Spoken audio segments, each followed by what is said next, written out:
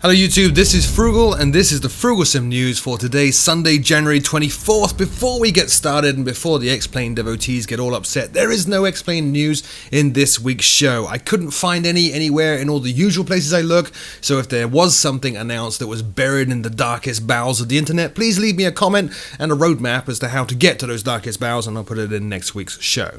Moving on, UK 2000 released Humberside for FSX and Prepared. Now Humberside is obviously located in North Lincolnshire in England, close to Grimsby and Hull. It started life as an RAF base but was then allowed to fall into disuse after the war and reopened in 1969, getting a passenger terminal in 1974. The airport today is pretty diverse. It handles services to Amsterdam and Aberdeen with KLM. It is a helicopter hub for North Sea flights to oil rigs. It's also a regional charter holiday airport with flights across Europe for holidaymakers, and it is also a search and rescue base.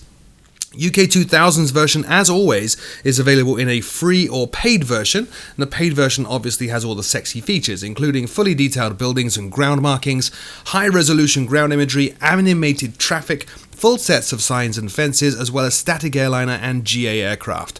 UK 2000's Humberside is available for FSX and Prepared for £16.99. Next up, Orbex have resurrected Meigs Field.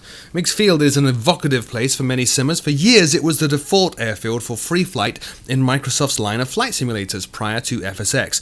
But then it was closed and shut down in the real world, and with FSX, it was no longer a place to fly from in the virtual world. I should point out there's a lot of politics surrounding how it closed, why it closed, whether it was justified, and who did it. I fly pretend aircraft on a computer and don't really want to get drawn into all that, so please bear that in mind in the comments. Back to the airport. At one time, it was the single busiest airstrip in the United States. Alex Goff and Tim Harris decided to bring it back into FSX and recreate it as it was in its heyday of the late 90s and early 2000s.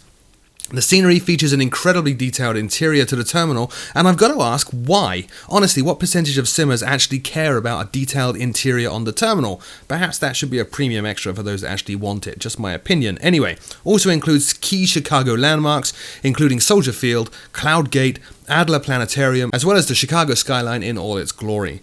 Advanced rendering techniques were used to produce ambient occlusion effects as well as night lighting, and it also includes ground imagery at a resolution of 30 centimeters per pixel.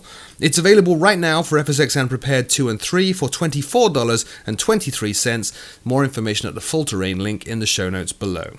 Next up, Latin Wings have released Valencia X. Now, Valencia is the third largest city in Spain and as a result has a rather unique airport. Valencia Airport handles more than 1 million passengers per year but only has a single runway, and it's surrounded on 3 sides by high terrain with ocean on the 4th side, making it a pretty fun and challenging place to fly into as well. Latin Wings version supports 2K resolution photoreal ground textures, animated jetways, static aircraft, and all of the key features of the real airport. These include the Cessna Citation Hangar, Air Nostrum hangars, and even the United Nations base at the airport. Shadows have been pre-baked into the scenery, giving it a nice amount of depth and substance even in FSX, while 3D people in the terminals as well as animated vehicles and traffic on the surrounding roads adds life. The scenery even includes a model of Valencia's port. Latin Wings Valencia X is published by Simware, which is a division of Aerosoft, and is available for Prepared and FSX for €16 and 49 cents. I still can't get that. Approaching Quito was announced by Aerosoft. Now, not much information has been made available about this product outside of the screenshots that you're looking at right now, which were posted to Aerosoft's Facebook page.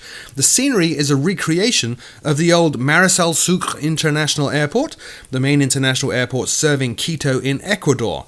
It was the busiest airport in Ecuador, beginning operations in 1960, and at its height handled 6.2 million passengers and 164,000 metric tons of freight per year.